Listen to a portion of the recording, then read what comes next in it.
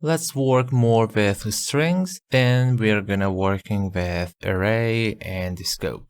As I mentioned before, I could define them str text as string, and of course I could give some value str text equal, for example, sample, and let's show that sagebox str text.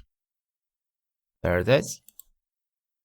If you want to limit your string text amount, after defining, use asterisk and type how many you want. For example, I set 3. Now my variable only will keep 3 characters, of course from beginning. It won't give the error, but rest of that gonna ignore it. Now if I run, as you see we have SAM, only 3 characters. Let's say for SAMP. Okay, so we could simply limit string amount by using asterisk and number of limitation.